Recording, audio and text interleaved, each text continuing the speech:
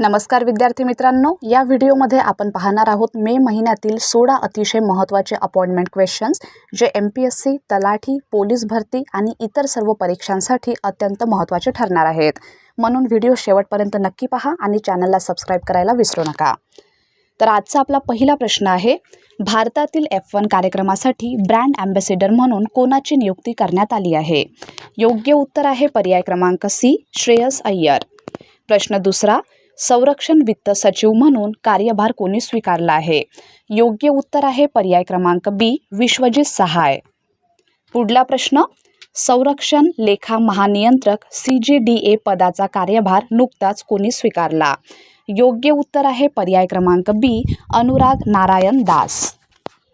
प्रश्न चौथा, 57व्या भारतीय आंतरराष्ट्रीय चित्रपट महोत्सवाच्या फेस्टिवल डायरेक्टरपदी कोणाची नियुक्ती करण्यात आली आहे? बरोबर उत्तर आहे पर्याय क्रमांक C, आशुतोष गोवारीकर. प्रश्न पाचवा, सूक्ष्म, लघु आणि मध्यम उद्योग मंत्रालयाच्या सचिवपदी कोणाची नियुक्ती करण्यात आली आहे? बरोबर उत्तर आहे पर्याय क्रमांक B, भारत खेडा. पुढला प्रश्न, प्रसार भारतीच्या अध्यक्षपदी कोणाची नियुक्ती करण्यात आली आहे? योग्य उत्तर आहे पर्याय क्रमांक C, प्रसून जोशी. पुढला प्रश्न, केंद्रीय चित्रपट प्रमाणन मंडळाच्या अध्यक्षपदी कोणाची नियुक्ती करण्यात आली आहे?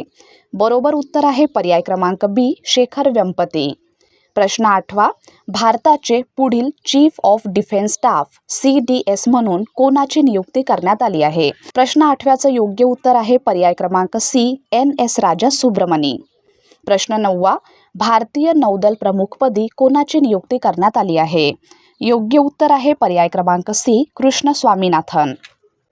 प्रश्न दहावा, कर्नाटक प्रवेश पर्यवेक्षण समितीच्या अध्यक्षपदी कोणाची नियुक्ती करण्यात आली आहे?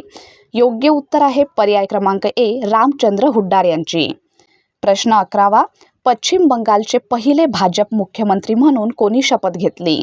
योग्य उत्तर आहे पर्याय क्रमांक B, शुभेंदू अधिकारी. प्रश्न बारावा, सेलच्या अध्यक्ष आणि व्यवस्थापकीय संचालक पदावर कोणाची नियुक्ती करण्यात आली आहे? बरोबर उत्तर आहे पर्याय क्रमांक B, अशोक कुमार पांडा. प्रश्न तेरावा आहे, 2026-27 साठी CIIच्या अध्यक्षपदी कोणाची नियुक्ती करण्यात आली? योग्य उत्तर आहे पर्याय क्रमांक C, R मुकुंदन. प्रश्न चौदावा, ओमानमधील भारताचे पुढील राजदूत म्हणून कोणाची नियुक्ती करण्यात आली? बरोबर उत्तर आहे पर्याय क्रमांक B, प्रशांत पिसे. 15वा प्रश्न, UIDAIचे मुख्य कार्यकारी अधिकारी CEO म्हणून नुकताच कोणी पदभार स्वीकारला आहे? योग्य उत्तर आहे पर्याय क्रमांक B, सौरभ विजय. आणि शेवटचा प्रश्न आहे प्रश्न क्रमांक 16वा, राज्यसभा याचिका समितीच्या अध्यक्षपदी कोणाची नियुक्ती करण्यात आली आहे?